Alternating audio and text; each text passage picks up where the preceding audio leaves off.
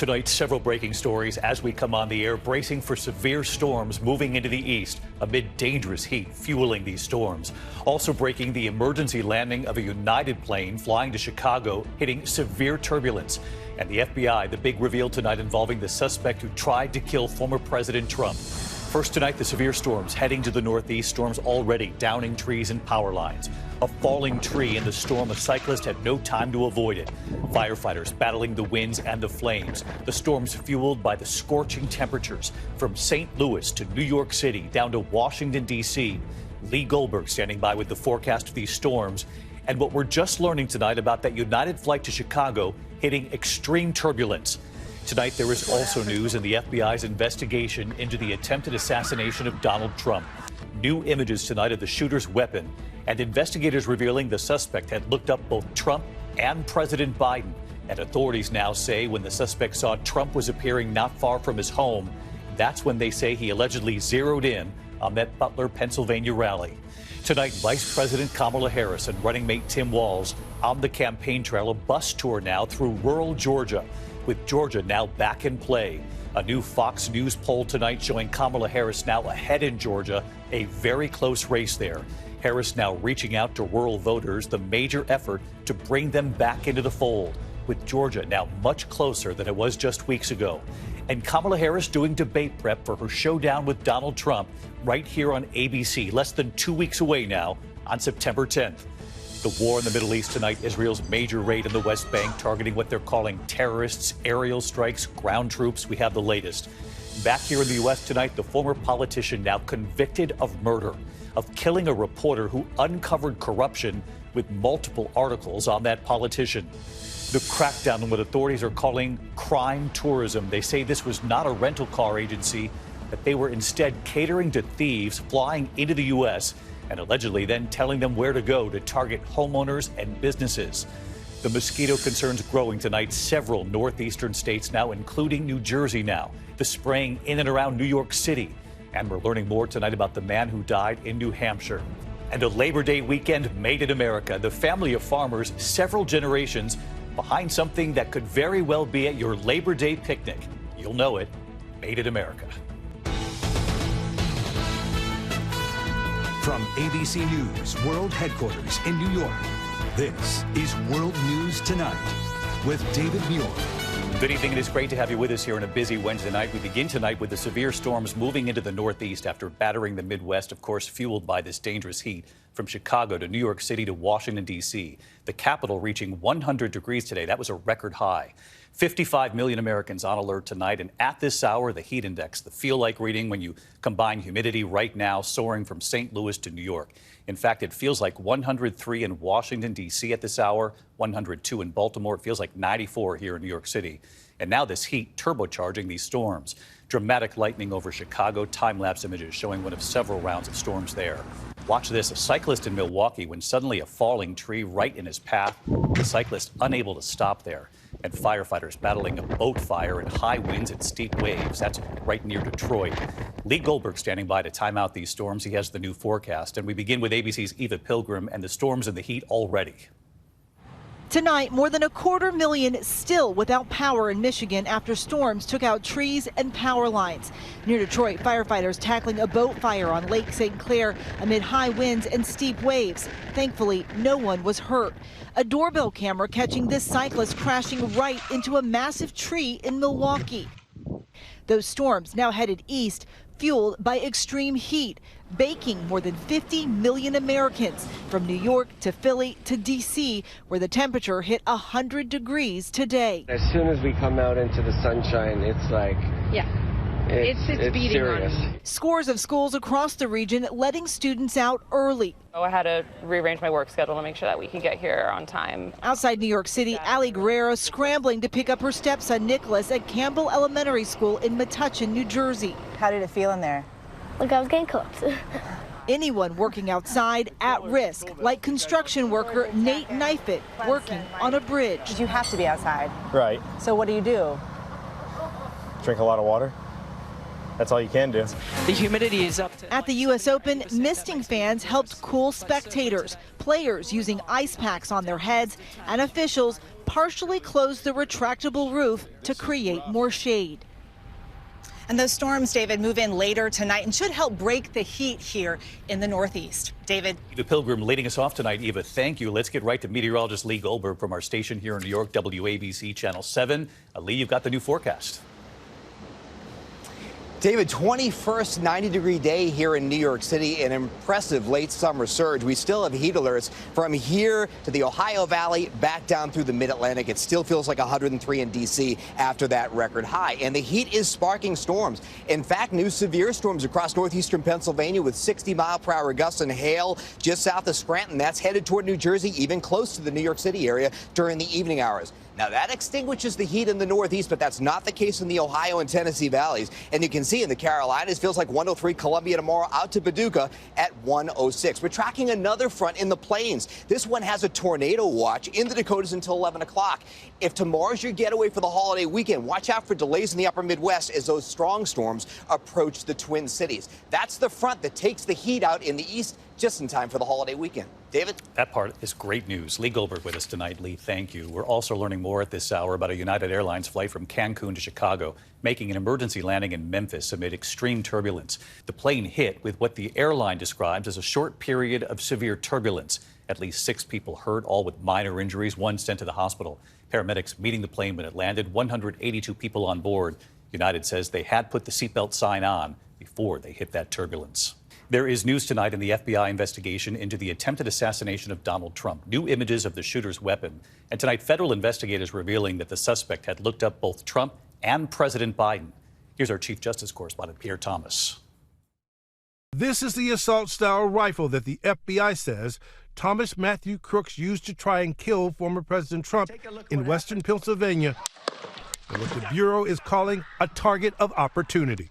Tonight, authorities say that while the motive remains unknown, Crooks was apparently obsessed with violence for years, researching how to build bombs back as early as 2019. They say he was engaged in a sustained, detailed effort to plan an attack on some event. According to FBI officials, Crooks conducted more than 60 searches related to former President Trump and President Biden, even looking up, quote, when is the DNC convention and when is the RNC in 2024. This summer, after receiving word that Trump would be holding a rally near his home, Crooks became, quote, hyper-focused on the July Pennsylvania rally. Even searching online, quote, where will Trump speak from at the Butler Farm show? The FBI also releasing this image of Crooks' gun broken down into parts, and the backpack authorities suspect he used to carry it. And these images of the explosive devices found inside Crooks' car, and the air conditioning unit they say he used to climb onto a roof. Yeah, look, there he is. And the FBI today definitive about exactly how long Crooks was on that roof. A total of 6 minutes. First spotted about 6:05 p.m., roughly the same time Trump takes the stage. The FBI has done nearly 1,000 interviews, but after all this time has yet to determine the shooter's motive. David, this appears to be truly a loner. Pierre Thomas live in Washington. Pierre, thank you. Meantime, in the race for president tonight, Vice President Kamala Harris and her running mate Tim Walz back on the campaign trail, arriving in Georgia late today, reaching out to rural voters now, the major effort to try to bring them back into the fold. With that state now back in play and much closer than it was just weeks ago. In fact, a new Fox News poll out just tonight showing Kamala Harris now ahead in Georgia by 2 points. Still a very close race there in Georgia and in several of the key battlegrounds. Mary Bruce tonight on the ground in Georgia. Tonight, Kamala Harris boarding her campaign bus in battleground Georgia, a 2-day swing in a state where Donald Trump had been leading. But tonight, a new poll from Fox News shows Harris now ahead by 2 points. With her running mate Tim Walz at her side, Harris is targeting working-class rural voters in a state President Biden narrowly won in 2020. The ticket welcomed by a marching band at Liberty County High School in Hinesville. And so we wanted to come by to remind you that our nation is counting on you. We're so proud of you and everything you have achieved. And I will tell you, I was in a band when I was your age. Walz leaning into his own rural roots and background as a social studies teacher and high school football coach. My previous job to this was, of course, public school teacher and coach, which I wear with pride. His story now a centerpiece of the campaign. At the convention, he was surprised by his old players. Today's bus tour aside, Harris knows full well she can't just rely on votes from urban centers like Atlanta. A similar scene playing out just before the convention, she and Walz visiting a campaign office in conservative western Pennsylvania, working the phones. How you doing, Hannah? The Democrats looking for support beyond the party strongholds in a race that could be razor close.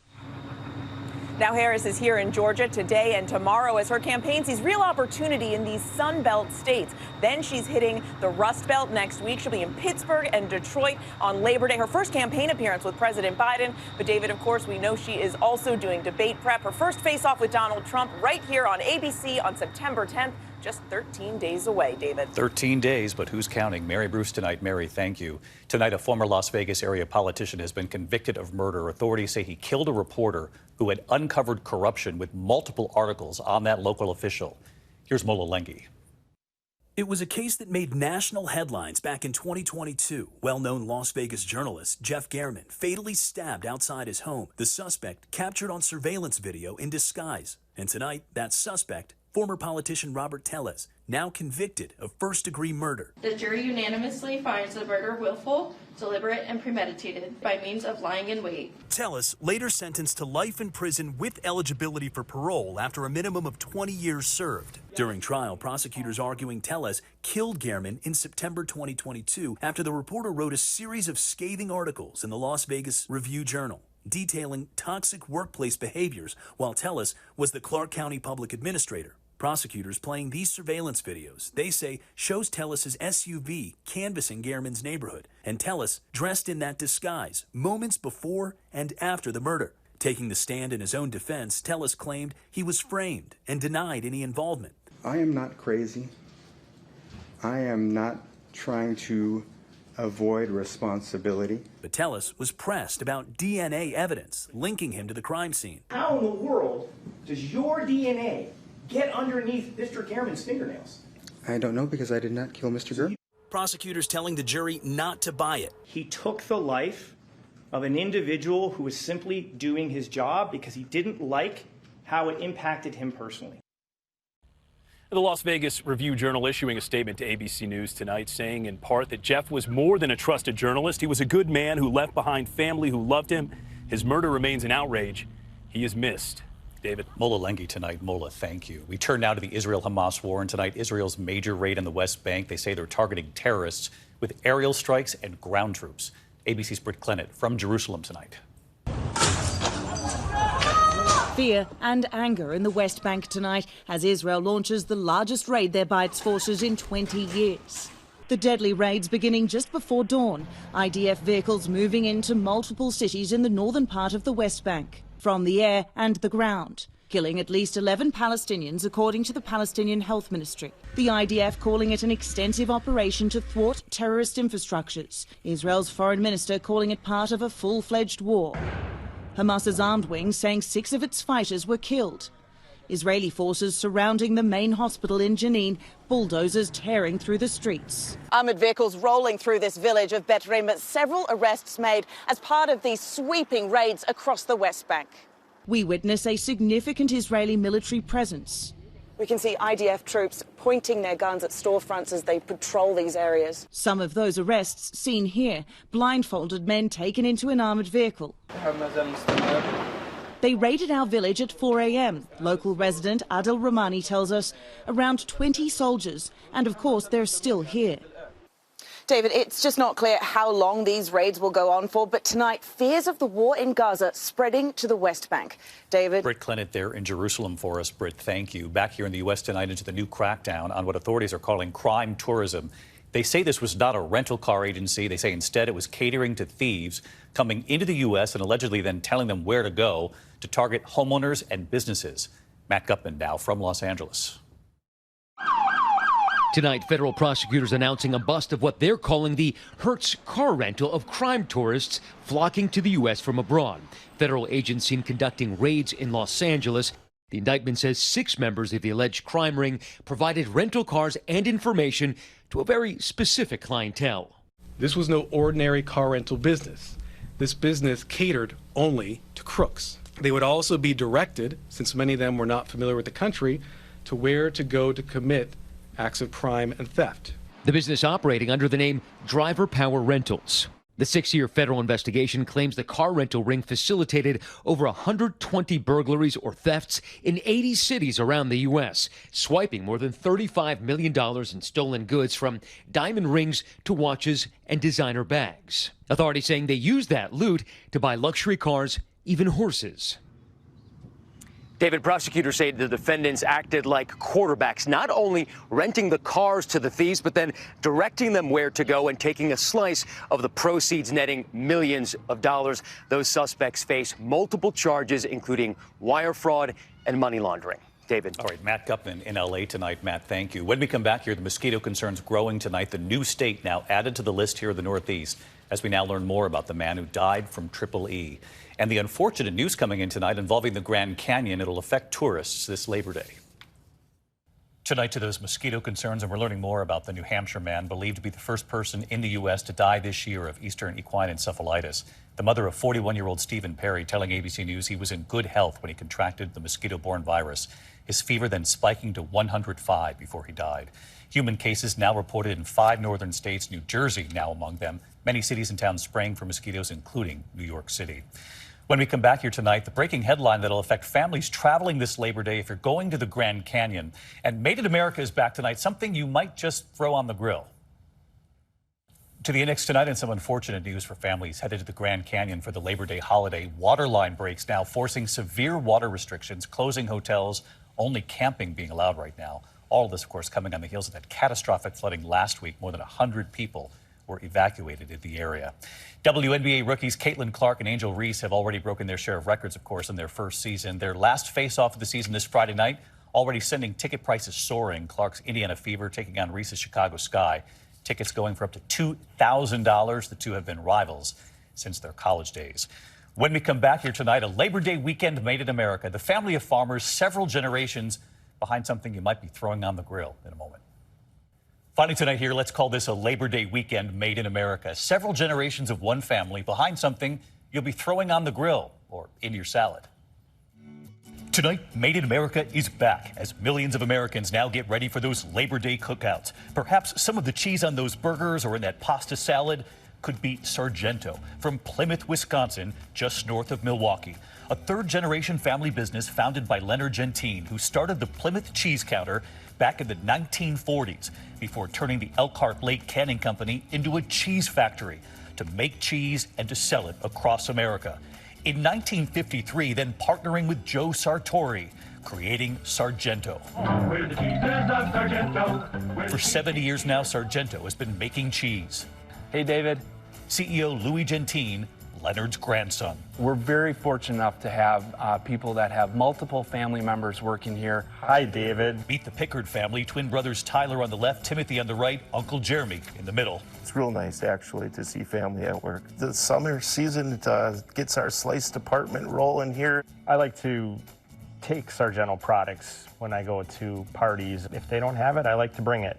Hi, David. Pa Lee, Director of Strategic Sourcing. She has family here, too. From my brother to several brother-in-laws to son-in-laws, so it's a great place to be at.